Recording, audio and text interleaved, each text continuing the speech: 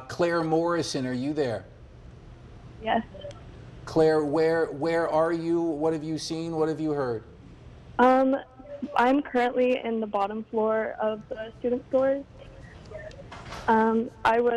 Me and my roommate were getting bagels from Alpine Bagels, and there was an argument that was starting to occur between one of the employees and one of the employees' boyfriends, supposedly. That's what I was told. And they started yelling, and then he pulled out a handgun and pointed it at the cashier's head. Claire, just to clarify here, you saw this with your own eyes. You saw and heard the argument. We were about 5 feet away.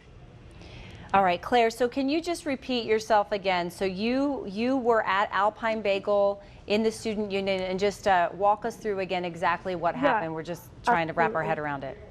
Yeah, so we were by the cash register in the union, and there was an employee who was behind the cash register giving the orders who was confronted by another individual who one of the workers said is an employee's boyfriend.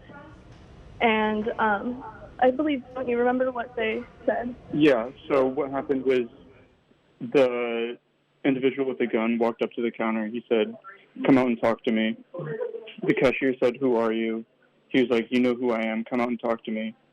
And then the cashier was yelling, "Yo, who are you?" And then that's when he pulled the gun out. And was the gun pointed at that cashier? So the cashier, it didn't appear that the cashier may have known the person who had the gun. It's hard to tell, but it seemed like he didn't know. And then, the individual with the gun pulled out the handgun and pointed it at the cashier's head. So did it appear that perhaps the person with the gun was trying to get the attention of somebody else, maybe in the back part of Alpine? I don't think so. This was separated from, it was the cash register. It was separated from everything else. He was clearly speaking to this individual, the cashier. Okay. And they were exchanging words. Okay, so you saw a man with a handgun involved in an argument with the cashier at Alpine Bagel there inside the student union. Some words are exchanged. At one point, the man with the gun takes it and points it at the head of the cashier at Alpine Bagel. What happens after that? Correct. Then we make the connection that there is a gun, and everyone in the union starts running. And we just ran. Yeah, everyone started running out. I called 911. The cops got there in 2 minutes. And you ran into the basement of the student union? No, we ran outside. Yeah, we ran outside, and then we were trying to find each other again. So I was with my roommate, and we saw someone holding open the door to the student stores, trying to get people in for lockdown, and so we went in there. So at that point, it sounds like just chaos ensued. You don't know where this gunman went from there.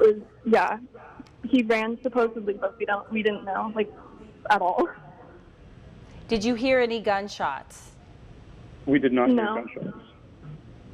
No attack. There was no assault with this weapon. No gunshots were heard. I didn't hear any gunshots. I don't know if anything else happened, because once we saw the gun pulled, everyone just started running for the exit. I went back in and saw the cashier later. No one looked to be hurt. Okay, that's good news. The cashier that you saw that had this gun pointed at their head, you saw them after the incident was over. They appeared to be okay. Yeah, he was okay. Okay. We know that this campus just went through an extreme tragedy just 16 days ago. Would you say that a lot of people are on heightened alert, and did everybody, just describe those moments after someone said he's got a gun and just the chaos ensued? Just describe kind of what went through your body. I can't imagine, after just having this happen 16 days ago. It was definitely terrifying. Once I really made the connection that there was somebody who was threatening to take another person's life, and I didn't even realize at first. I think I just stood there in shock, and then we all just started running as fast as we could. I don't think any of us really processed it until we were outside and safe and not near the gun. But it was just yeah, extreme chaos, extreme panic. And talk about the student union, because I think we should let people know that, you know, this is an open campus, so anybody from the public can go in and shop, or, you know, be a customer, a patron at any of those restaurants, correct? So this doesn't necessarily have to be made up of all students. You don't have to show an ID to get into the student union. Just tell us about Yeah. the situation there, the setup. Yeah, the doors are all unlocked. I'm pretty sure you can just enter if you're on the campus. And it's like on the main part of campus. Yeah, it's like a mixed-use space. There's students studying there. There's students eating there. There's campus activities and clubs that meet there. And the opening, if I'm remembering campus right, it opens up to Raleigh Street, right? I believe on one side. Yeah, and there's, yeah. It opens up to Raleigh Street, and I say that as we go back to that live picture from Chopper 11. We're watching all those police down on Raleigh and South Street right now. Claire, stay with us. Your friend's name? Who's the other voice I hear there? Nitin Chintapalli. Thank you so much. Thank you, both of you. But I really just I want to ask how you are. Especially after what happened 2 weeks ago, and now this happening now. I know it's still happening right now. It's still playing out, but how are you? Yeah, I mean, I think it's for me at least, I haven't really processed it fully yet. I'm still trying to process what happened 2 weeks ago. I'm sure, like, I'm still very shaken up, like, physically and mentally, but I'm glad that we're safe now and that there's a lot of people around me who are safe and okay. Is this what year are both of you?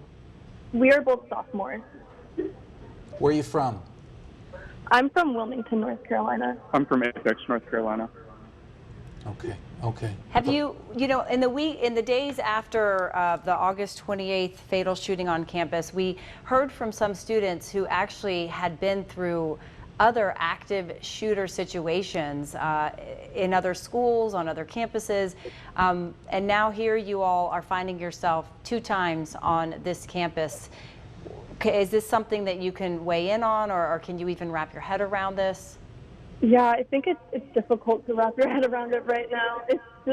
It's really difficult to process. Yeah, I feel like I need to sit with it for a little while before I'm able to like really speak on it. It's terrifying and it's really upsetting that this is our reality. Claire, help us fill in some of the blanks as far as the timeline, because you were an eyewitness to the actual incident that sparked all of this. The Alert Carolina came down at 12:54.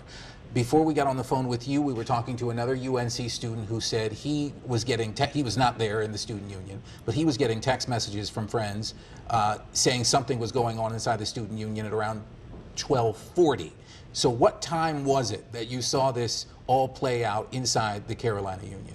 Yeah, it was definitely a lot earlier than when the sirens and when we got texts. I was the one who was reaching out to people to make sure they were okay, because it wasn't yet public that there was another armed and dangerous person. Yeah. So I called 911 probably about 10 or 15 seconds after the gun was pulled, and that's at 12:44 p.m. 12:44 is when you made that call. Okay.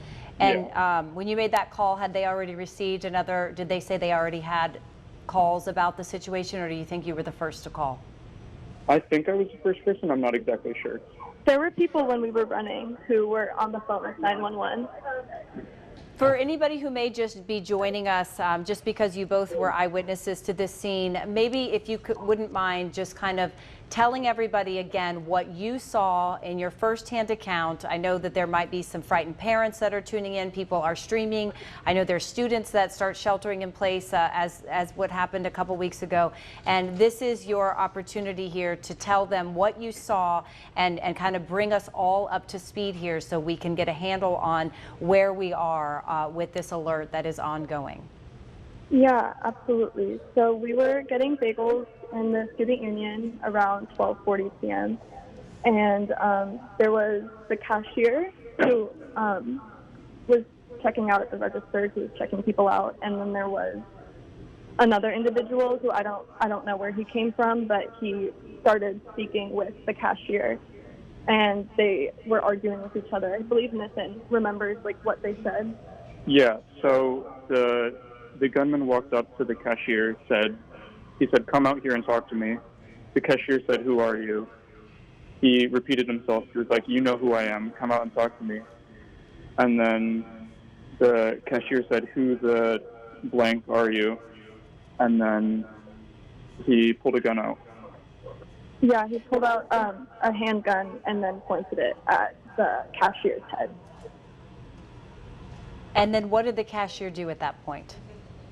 I have no idea. I think everyone was just kind of, we saw a gun. At least for me, in my experience, I saw the gun and I just ran. I didn't see what happened after that.